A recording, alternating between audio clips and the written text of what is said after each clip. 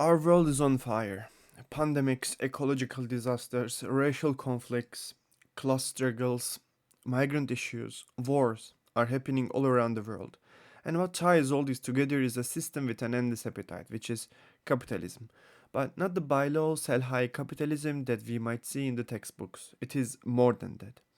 And today, in this video, by drawing on the book Cannibal Capitalism, I will try to explain a broader definition of capitalism and how it relies on the non economic factors. So let's get into it. So let me first try to explain what is usually meant by capitalism. Capitalism is mostly defined by private ownership, free labor market, self and or limitless expanding value, so on and so forth. These are true, but it's like saying penguins are birds. It highly undersells the issue. Today, capitalism heavily relies on the non economic factors, such as political, social, and cultural ones. Take the concept of family, for example. The family structures have adopted the needs of capitalism throughout time. The misrecognition and therefore maldistribution of the care work is a part of this, as well as the celebration of the traditional family structures.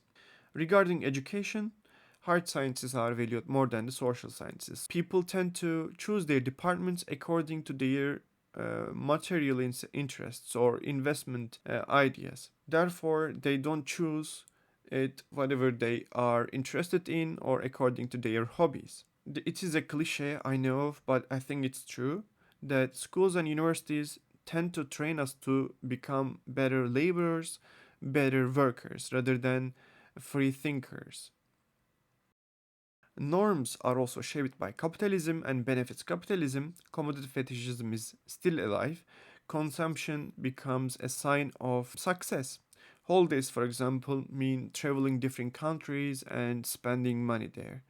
I'm not judging, but I'm just trying to explain the mechanism of capitalism. Capitalism relies heavily on these non economic factors such as education, family, norms, so on and so forth. So there's another thing that is mentioned in the book, and I wanted to share with you to broaden the concept of capitalism, which is expropriation. Exploitation is, as you know, stealing the surplus value, but expropriation is even more evil than that. It is like, to give an example, big companies cutting down the trees and not even planting the new ones. So exploitation and expropriation are entangled to each other and relying on each other. Without one, the other cannot exist.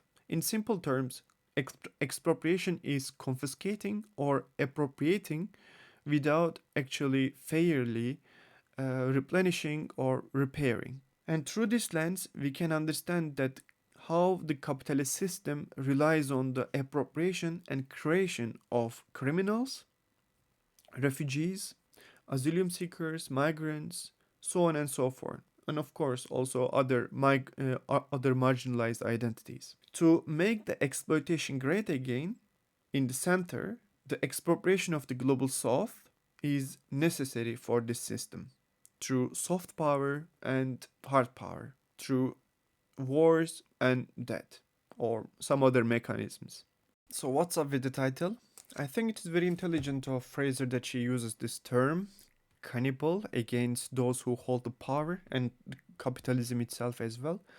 It was a term that was used against Africans, cannibal, as an epithet, as a stereotype to put a fixity on them. But she reverses the table and she says, "You are the real cannibals who hold the power and abuses it," because she tries to say that she gives this example of Ouroboros, which feeds on its own tail, a mythological snake that symbolizes life, death, and rebirth.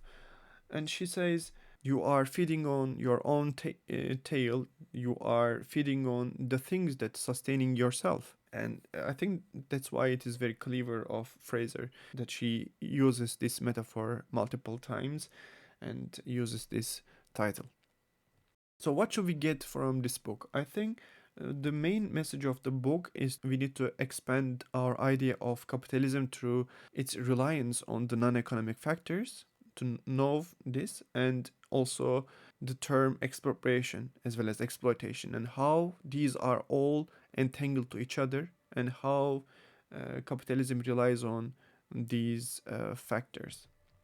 To conclude, capitalism is devouring everything: our economy, politics, culture, planet, democracy, everything. And it's like Ouroboros, as Fraser describes, but with a small difference, which is that there is no rebirth.